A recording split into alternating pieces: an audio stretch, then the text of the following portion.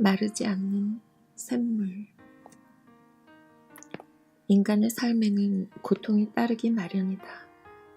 고통이 없다면 우리는 성장할 수 없다. 산고 뒤에 새 생명의 우렁찬 울음소리가 울리는 법이다. 하지만 이러한 고통에 대한 찬미가 아프리카에 오면 이야기가 달라진다.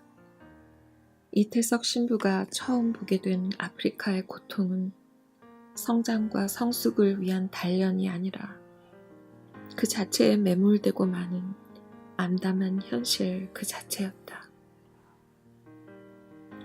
수많은 내전을 치르는 동안 이태석 신부가 활동했던 남수단의 톤즈는 특히 그 피해를 많이 입은 곳이었다. 긴급 구호 전문가인 한비아 씨도 자신이 가본 곳 중에서 가장 최악이었던 곳을 이곳으로 꼽았다. 톤즈 사람들은 20년 넘게 내전과 부족 간의 세력 다툼에 시달리면서 몸과 영혼이 메마를 대로 메말라 있었다. 문명사회로부터 소외된 인간적인 삶의 기초적인 혜택조차도 어려운 곳이었다. 이런 상황 속에서 가장 고통받는 것은 아이들이었다. 거의 모든 아이들이 영양 결핍에 시달리고 있었고 폐렴과 말라리아, 한센병에 그대로 노출되어 있었다.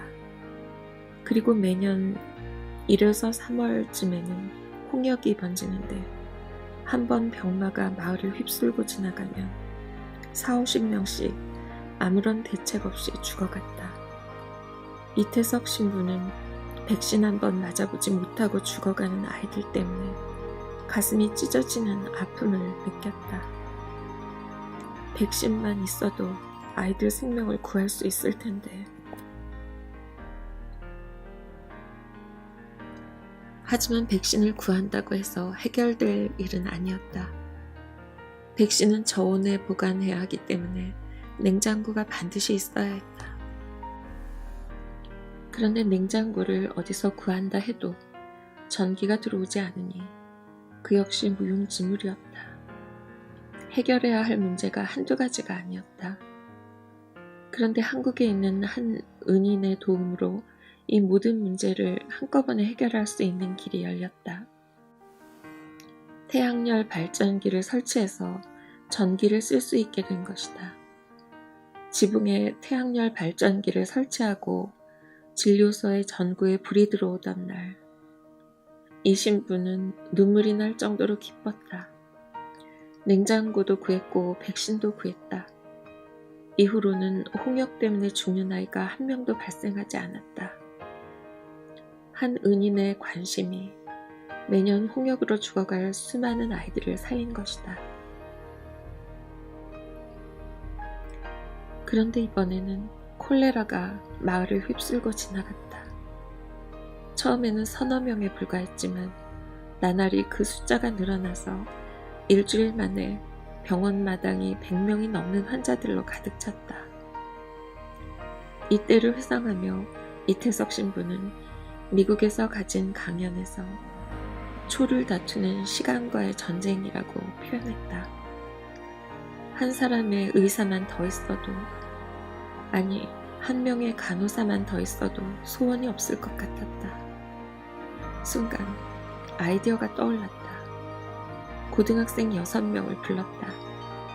환자들이 죽어가고 있으니 함께 그들을 살려내자고 부탁했다. 6명 중에 2명은 전염될 것이 두려워 도망갔지만 나머지 4명은 도와주겠다고 약속했다. 이태석 신부는 이들 4명의 학생들과 함께 본격적인 진료에 나섰다. 한 명은 소독기를 가지고 병원 안팎을 계속 소독하게 했고 나머지 3명에게는 수액주사 놓는 법을 가르쳤다. 이틀이 지나자 아이들의 솜씨는 숙련된 간호사들만큼이나 능숙해졌다. 이 아이들이 있었기에 그나마 몇 명이라도 더 살릴 수가 있었다. 병원이 조금씩 자리를 잡게 되자 이태석 신부는 틈틈이 약과 진료 도구를 들고 마을을 직접 방문했다. 그는 특히 한센병 환자들에게 주목했다. 이들은 외롭게 병마와 싸우며 모든 고통을 고스란히 몸으로 받아내고 있었다. 그는 부활절을 맞아 이들에게 줄 선물을 준비했다. 맞는 신발이 없어서 고름이 흐르는 맨발로 흙바닥을 걸어 다녀야 하는 고충을 알고 있던 터라. 그들의 일그러진 발 모양을 일일이 그려 펫타이어로 맞춤 신발을 만들어 주었다. 이 세상에 단 하나밖에 없는 신발을 선물로 받은 한센병 환자들은 뛸 듯이 기뻐하며 그가 무안해할 정도로 크게 감사를 표했다. 작은 것에 감사할 줄 아는 그들을 보며 그는 뭉클했다. 그러나 이러한 모든 수고에도 불구하고 수단 톤즈의 삶 가까이에는 항상 죽음이 어른거리고 있었다. 어느 날 톤즈의 저녁 기도 시간, 이태석 신부는 자신의 고통을 하나님께 봉헌했다. 그리고 십자가에 달려 목마르다라고 하신 예수님의 모습을 떠올리며 진정한 목마름을 묵상했다. 이때 이태석 신부는 놀라운 현상을 경험했다. 몸과 마음이 피폐해지는 것이 아니라 점점 생기가 돋아나는 것을 느낀 것이다. 한국으로 보낸 그의 편지에는 톤즈에서 갖가지 어려움을 겪으면서도 그 속에서 사랑과 희망을 발견하고 있음이 드러나고 있다. 그는 편지에서 하느님 참으로 욕심이 많으신 분이라고 썼다. 자신을 자꾸만 충동질해서 이곳 사람들을 위해 더 많은 일을 하도록 만든다는 것이다. 그리고 하나님은 사랑이시다 라는 말도 자주 썼다.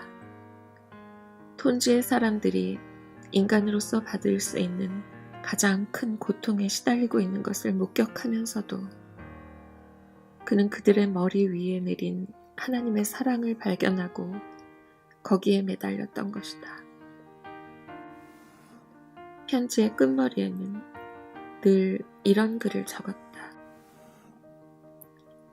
하느님 사랑에 반했어요.